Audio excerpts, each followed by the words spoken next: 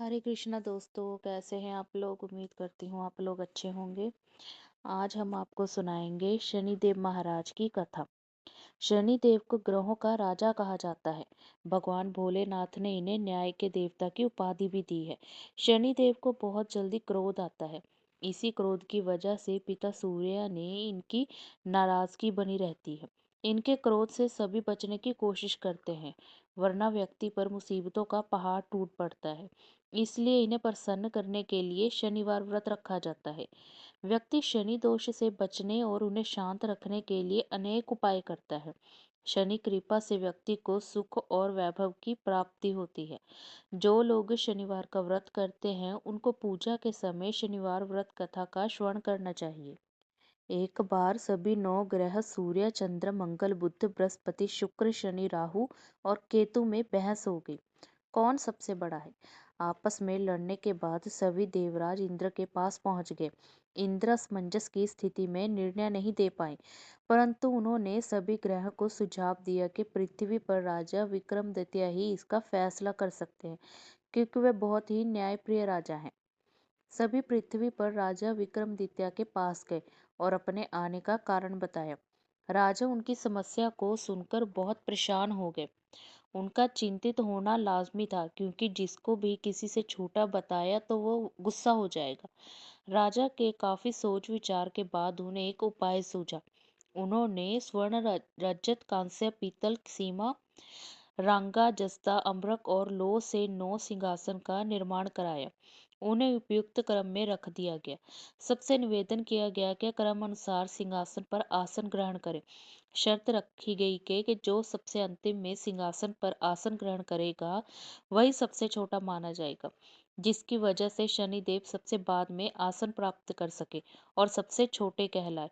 क्रोध के आवेश में आकर शनिदेव ने सोचा कि राजा ने ये सब जानबूझकर किया है।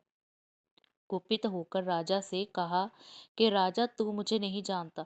सूर्य एक राशि में 1 महीना, चंद्रमा 2.25 महीने, मंगल 1.5 महीना, बृहस्पति 13 महीने, बुध और शुक्र 1 1 महीने विचरण करते हैं, लेकिन मैं 2.5 से 7.5 साल तक रहता हूँ। मैंने बड़े बड़ों का विनाश किया है। श्री राम की 7.5 आने पर उन्हें जंगल जंगल भटकना पड़ा, और रावण के आने पर लंका को बंदरों की सेना ने परास्त होना पड़ा। क्रोधित शनिदेव ने राजा से कहा कि अब आपको सावधान रहने की जरूरत है।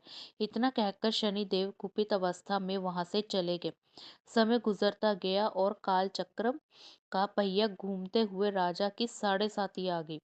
तब शनिदेव घोड़ों के सौदागर बनकर राजा के राज्य में गए। उनके साथ अच्छे नस्ल के बहुत सारे घोड़े थे। जब राजा को सौदागर के घोड़ों का पता चला तो अश्वपाल को अच्छे घोड़े खरीदने के लिए भेजा। अश्वपाल ने कई अच्छे घोड़े खरीदे। इसके अलावा सौदागर ने उपहार स्वरूप एक सर्वोत्तम नस्ल के घोड़े को राजा की सवारी हेतु दिया। राजा विक्रमादित्य जैसे ही उस घोड़े पर बैठे, वह सरपट वन की ओर भागने लगे। जंगल के अंदर पहुंचकर वह गायब हो गए। भूख प्यास की स्थिति में राजा जंगल में भटकते रहे। अचानक उन्हें एक ग्वाला दिखाई दिया, जिसने राजा की प्यास बुझाई। राजा ने प्रसन्नता से उसे अपनी अंगूठी देकर नगरी की तरफ चल चल गए। वहां एक सेठ की दुकान पर पहुंचकर उन्होंने जल पिया और अपना नाम बीका बताया। भाग्यवश उस दिन सेठ की खूब आमदनी हुई। सेठ खुश होकर उन्हें अपने साथ घर लेकर गए। सेठ के घर में खूंटी पर एक हार टंगा था, जिसको खूंटी निगल रही थी। कुछ ही देर में हार पूरी तरह से गायब हो गया। सेठ वापस आया तो हार गायब था। उसे लगा कि बीका ने ही उसे चुराया है। सेठ ने बीका को कोतवाल से पकड़वा दिया और दंड स्वरूप राजा उसे चोर समझकर हाथ पैर कटवा दिए गए। अपंग अवस्था में उन्हें नगर के बाहर फेंक दिया गया। तभी वहां से एक तेली निकल रहा था, जिसको बीका पर दया आ गई। उसने बीका को अपनी गाड़ी में बिठा लिया। बीका अपनी जीभ से बैलों को हाँकने लगा। कुछ समय पश्चात राजा की शनि दशा समाप्त हो गई। वर्ष काल आने पर बीका मल्हार गाने लगा। एक नगर की राजकुमारी मनभावनी ने मल्हार सुनकर मन ही मन प्रण किया कि जो भी इस राग को गा रहा है वह उसी से विवाह करेंगी। उन्होंने दासियों को खोजने के लिए भेजा, परंतु वापस आकर उन सभी ने बताया कि वह एक अपंग आदमी है। राजकुमारी ये जानकर भी नहीं मानी और अगले दिन ही वह अनशन पर बैठ गई। जब लाख समझाने पर राजकुमारी नहीं मानी, तब राजा ने उस तेली को बुलवा भेजा और बीका से विवाह की तैयारी करने के लिए कहा गया। बीका से राजकुमारी का विवाह हो गया। एक दिन बीका के स्वप्न में शनिदेव ने आकर कहा कि देखा राजन, तुमने मुझे छोटा बताकर कितना दुख झेला। राजा ने क्षमा मांगते हुए हाथ जोड़कर कहा कि हे शनिदेव, जैसा दुख मुझे दिया है किसी और को ऐसा दुख मत देना। शनिदेव इस विनती को मान गए और कहा कि मेरे व्रत और कथा से तुम्हारे सारे कष्ट दूर हो जाएंगे। जो भी नित्य मेरा ध्यान करेगा और चींटियों को आटा डालेगा, उसकी सारी मनोकामना पूर्ण हो जाएंगी। शनिदेव ने राजा को हाथ पैर भी वापस दिए। दूसरे दिन जब सुबह राजकुमारी की आंख खुली तो वह आश्चर्यचकित हो गई। बीका ने मनभावनी को बताया कि वह उज्जैन के राजा विक्रमादित्य हैं। मनभावनी खुशी से फूले नहीं समा रही थी। राजा और नगरवासी सभी अत्यंत प्रसन्न हुए। सेठ ने जब ये सुना तो वह पैरों पर गिरकर क्षमा मांगने लगा।